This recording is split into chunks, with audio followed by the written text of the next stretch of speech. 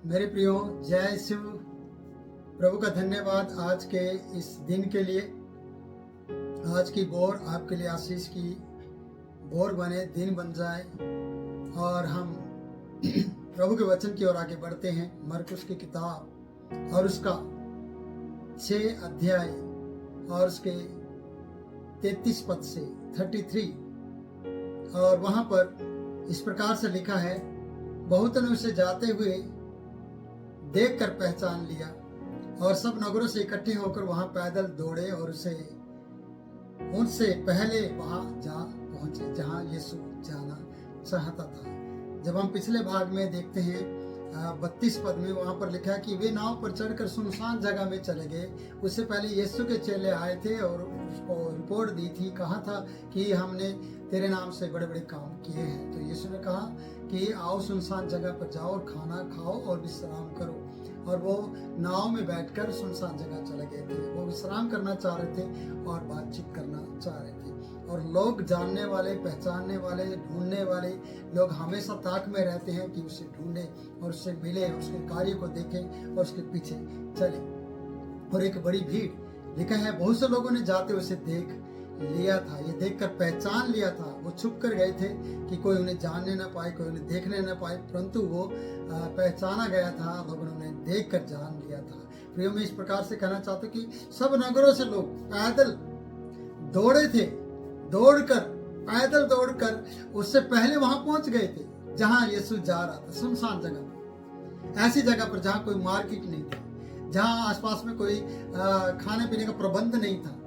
वहां पर ये यीशु से और यीशु के लोगों से मिलने के लिए, चेलों से मिलने के लिए पैदल ही दौड़कर चले गए थे। एक चाहत होती है कि यीशु को पहचानने वाले लोग फिर वो जगह दूरियां नहीं देखते, फिर वो कितनी दूर है, उसका भवन कितनी दूर है, वहां पर यीशु कितनी दूर है, उसके लोग, वो ये नहीं देखते।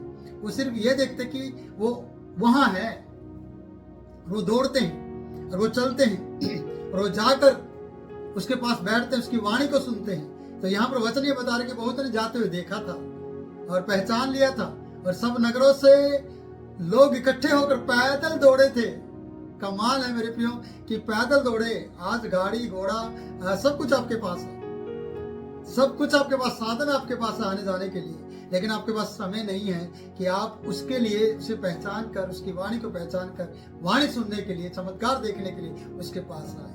आपके पास समय नहीं है, लेकिन ये लोग नगरों से इकट्ठे होकर वहां से दौड़े और उनसे पहले पहुंचे। देखो प्रियो, यीशु के नाव पार करने से पहले, सुनसान जगह में जाने से पहले ये लोग वहां पर पहुंच गए थे। और वचन बताता है 34 पद में, उसने उतरकर बड़ी भीड़ देखी और उन पर तरस खाया, क्योंकि वे उस भेड़ों के समान थे जिनका कोई रखवाला ना हो। यीशु ने देखा, जब वो उतरकर बड़ी भीड़ को देखा कि ये कब हमारे से पहले आ गई, कैसे हो गया?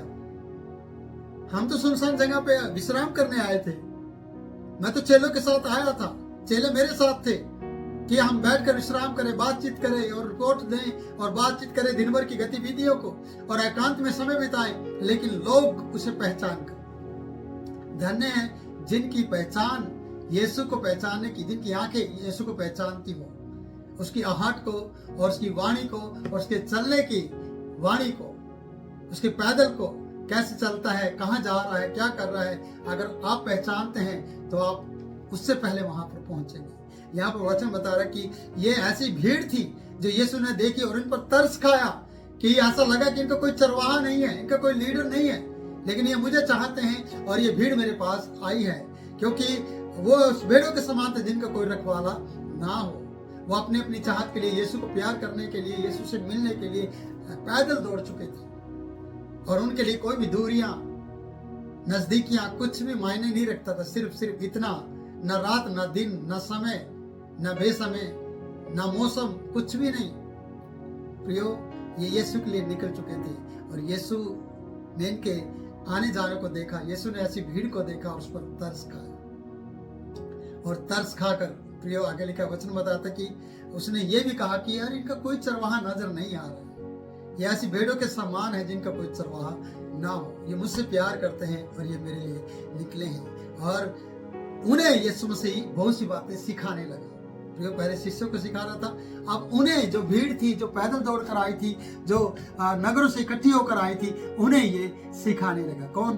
प्रभु यीशु मसीह। और क्या सिखाने लगा? प्रभु का वचन। जब दिन बहुत ढल गया है ना, सिखाते सिखाते रात होने लगी, तो उसके चेलों को चिंता हुई और पास आकर कहने लगे, ये सुनसान जगह है प्रभु और दिन बहुत ढल गया है। शिष्य आए और कहने लगे, जब रात ढलने लगी, वो वचन सुना रहा था, वचन वो लोग सुन रहे थे। वो ऐसे लोग थे प्यार करने वाले जिनका कोई चरवाहा ना हो, और यीशु ही उनका चरवाहा बन गया था और यीशु ही उनके लिए सब कुछ था। और चेले लोग टेंशन ले रहे थे कि दिन ढल गया भाई, सुबह से लेकर शाम हो गई है, शाम से लेकर सुबह होने वाली है और अभी तक ये बैठे और सुन रहे हैं। जब वाणी सुनते हैं ना, फिर दिन रात कुछ भी प्रियो देखा नहीं जाता, फिर तो बस प्रभु के साथ मगन हो जाते हैं। तो वचन में लिखा है प्रियो, वचन इस प्रकार से बता रहा है कि उन्होंने आकर यीशु से कहा, दिन बहुत ढल गया है और उन्हें विदा कर कि चारों ओर की बस्तियों में और गांव में जाकर अपने लिए कुछ खाने को मोल ले ले। यीशु से चेलों ने कहा, चिंता करते हुए, किसकी? भीड़ की। और क्या चिंता थी? जाएं, खाएं, रहें। ऐसे शब्द आपके पास भी होंगे, ऐसी सलाहें और मशवरे आपके पास भी होंगे, ऐसी सलाह आप लोगों को देते भी होंगे यीशु के रहते हुए। और यीशु का चरवाहा था और यीशु ने पहले कह दिए थे, ये ऐसी भेड़ें हैं जिनका कोई चरवाहा नहीं।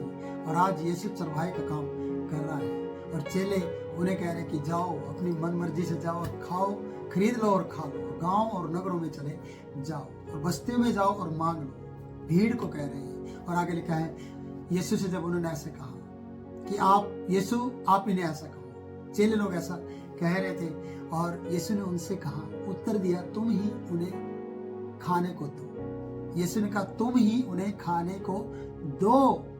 और उन्होंने उससे कहा, क्या हम 100 दिनार की रोटियां मोल लें और उन्हें खिलाएं? क्या सुना नहीं था, ये सुनने के लिए तैयार नहीं थे। यीशु ने कहा, तुम ही इन्हें खाने को दो। जानते क्यों? क्योंकि ये तो सुन रहे थे, ये तो वचन सुन रहे थे, वचन की रोटियां खा रहे थे, मन्ना खा रहे थे जो परमेश्वर के पुत्र यीशु के मुख से निकल रहा था। और चिंता इन्हें हो रही थी, दूसरे लोगों को, चेले लोगों को चिंता हो रही थी कि अरे ये भूखे बैठे खाना खाने के लिए इन्हें भेज दो।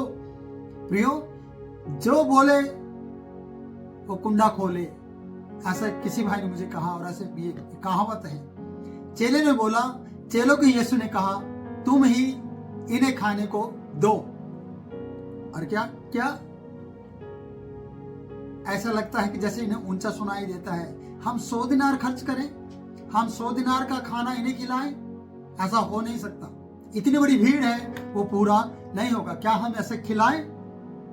क्या ऐसा हो सकता है? उसने उनसे कहा, जाकर देखो तुम्हारे पास क्या है, कितनी रोटियां हैं, जाओ और उन्हें मालूम करके बताओ और कहो। और उन्होंने मालूम करके कहा, 5 रोटियां और 2 मछलियां हैं हमारे पास। 5 रोटियां और 2 मछलियां हैं। एक पूरी भीड़ की लिए 5 रोटियां और 2 मछलियां।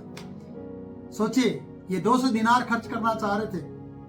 यहाँ लिखा है कि 200 दिनार या 100 दिनार हम खर्च करें इस बात के लिए, ये हो नहीं सकता। और प्रभु यीशु ने कहा, तुम ही इसके लिए इनके खाने का प्रबंध करो। प्रियो, यीशु ने कहा, पता लगाओ। उन्होंने बताया 5 रोटियां 2 मछलियां हैं। और ये तो बड़ा असंभव है और ये तो हो नहीं सकता। और ऐसा कैसे कौन कर सकता है कि 5 रोटियों से इतनी बड़ी भीड़ को खाना खिलाए, 2 मछलियों से उनके पेट को भर दे? ऐसा नहीं हो सकता। और यीशु के चमत्कार, यीशु के अनुग्रह की दृष्टि, यीशु के जो कार्य हैं वो बड़े हैं, अचंभित हैं और लोग उससे अचंभित होते हैं। प्रियो, आगे लिखा है 40 पद में, वे 100 और 50 करके पांति बैठ गए। चेलों ने उन्हें बिठा दिया, लाइन में बिठा दिया। अब 5 रोटी 5 बंदों तक जाएगी, या 5 की 10 बना दो आधी करके, या उसका भी हाफ कर दो, 15 तक चली जाएगी। तो बस बाकी लोगों को क्या होगा? और यहाँ पर बताया जाता है कि लगभग 4000 के करीब लोग हैं और 5 रोटियां हैं। असंभव को संभव करने वाला उनके पास है, ये हम देखना चाहते हैं। लिखा है कि 5 रोटियों को और 2 मछलियों को यीशु ने हाथ में लिया, उनसे लिया हाथ में, और स्वर्ग की ओर देखकर धन्यवाद किया और रोटियां तोड़ तोड़ कर चेलों को देता गया और वे लोगों को परोसते और वे 2-2 मछलियां भी सब में बांट दी। 2 मछलियां भी उन्हें सब में बांट दी। उसने 5 रोटियों के लिए 2 मछलियों के लिए और स्वर्ग की ओर देखा और धन्यवाद दिया। प्रियो, स्वर्ग की ओर दिखाना उन रोटियों को जो आपके पास है, उन मछलियों को जो सब्जी के रूप में है आपके पास है, उसे स्वर्ग की ओर दिखाओ और परमेश्वर से कहो धन्यवाद प्रभु इसके लिए। आपके पास 4 रोटियां, 2 रोटियां, 3 रोटियां, नहीं भी रोटियां, है भी नहीं रोटियां, है रोटियां, किसको दिखाना है? स्वर्ग की ओर। और यीशु पिता का आदर करता है और उन रोटियों को बनाने वाला जीवन रोटी, संसार की रोटी को हाथ में लेकर परमेश्वर को दिखाता है। धन्यवाद प्रभु। धन्यवाद करके उसे लोगों को बांटना शुरू करता है और लिखा है कि सब खाकर तृप्त हो गए। सबको बांट दिया और सब खाकर तृप्त हो गए और उन्होंने जो बच गया था टुकड़ों से 12 टोकरियां भर कर उठाई और कुछ मछलियां भी थी। देखो, बच भी गया। और कहते कि जिन्होंने रोटियां खाई वे 5000 लोगों के, 4000 कह रहा था मैं, सॉरी, 5000 लोग थे।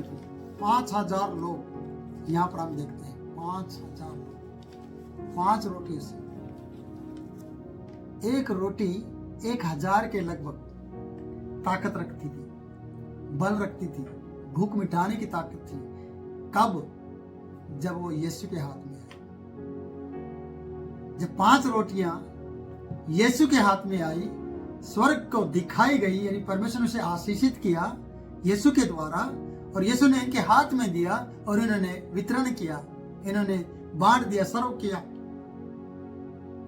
तब वो 5000 रोटियां, 5 रोटियां 5000 लोगों के लिए तृप्त का कारण या भूख का मिटाने का कारण बन गई, उनके पेट को भरने का कारण बन गई और उनके ताकत बल आने का कारण बन गई। 5 रोटियां, फिर से कह रहा हूं, 2 मछलियां।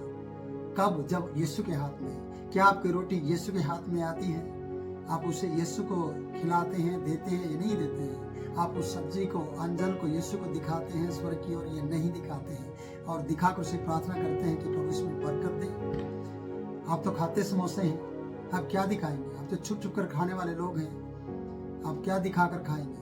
पर प्रियो, आप परमेश्वर को दिखाएं, परमेश्वर को दें और उससे बरकत मांगे, तो आपकी रोटी जो एक है वो 1000 के बराबर हो जाएगी। जो आपके पास 5 रोटी है, 5000 लोगों को तृप्त करने वालों के बराबर हो जाएगी। आप 5000 लोग और आपका फैमिली, 5000 लोगों का राशन 5 लोगों के लिए, आपके 5 बंदों के लिए कितने साल चल सकता है? सोच के देखिए। कब होगा ये? जब आप परमेश्वर के हाथ में उन रोटियों को देंगे।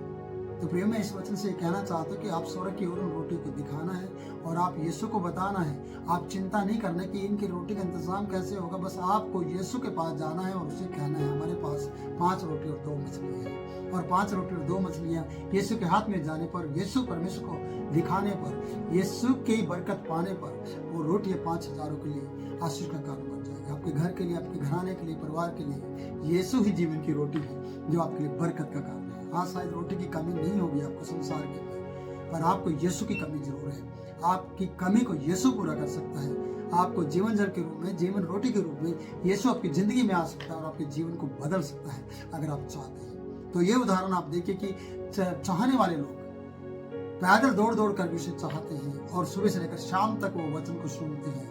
और चेले लोग बेशक चिंता करते होंगे कि इनका क्या होगा। संसार के लोग, आपके घर के लोग, जब आप यीशु के लिए निकलते हैं तो लोग घर के कहते हैं इसका क्या बनेगा। सुबह से लेकर शाम तक चर्च चला जाता है, सुबह से लेकर शाम तक वचन बांटता रहता है, सुबह से शाम तक ये सेवा ही करता रहता है, इसका क्या होगा, इसका पेट कैसे भरेगा, ये खाना कहाँ से खाएगा, ये कपड़े कहाँ से खरीदेगा, इसका गुजारा कैसे होगा, इसका घर गृहस्थी कैसे चलेगी, शादी होने के बाद इसका क्या होगा, इसके बच्चे कैसे अच्छी स्टडी कर पाएंगे। बहुत से सवाल आपके जीवन में लोग खड़े करते होंगे, पर याद रखना, अपने आप को उस रोटी के समान यीशु के हाथ में देना और वो स्वर्ग की ओर उठाते हुए धन्यवाद करेगा आपके लिए, आपके परिवार के लिए, आपके बच्चों के लिए। और जब धन्यवाद देगा उसी में परमेश्वर उस पर आशीष देगा। फिर वितरण करना, फिर बांटना, फिर लोगों को पता चल जाएगा ये रोटी कहाँ से है, ये बंदा कैसे प्रभावशाली हो गया, ये बंदे का परिवार जो कहते थे ये कामयाब नहीं होगा, वो आज कामयाब कैसे हो गया, क्योंकि यीशु के हाथ में दिया गया वो पात्र, यीशु के हाथ में दी गई वो रोटी, यीशु के हाथ में दिया गया वो बंदा,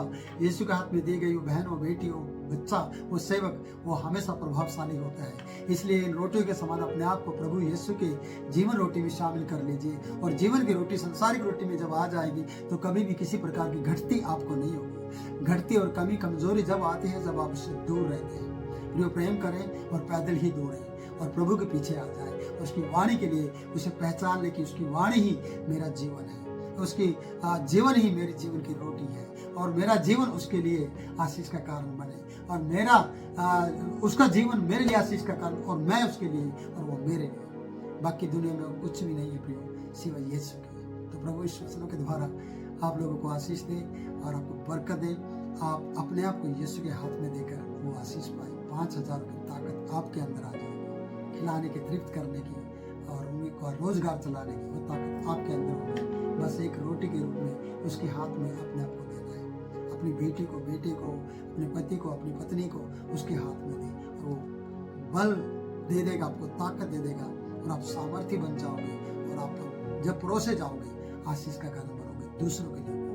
तो प्रभु आपको आशीष दे। फिर मिलेंगे नए वीडियो में नए वचन के साथ। तब तक के लिए आप मुझे इजाजत दें। जय मसीह।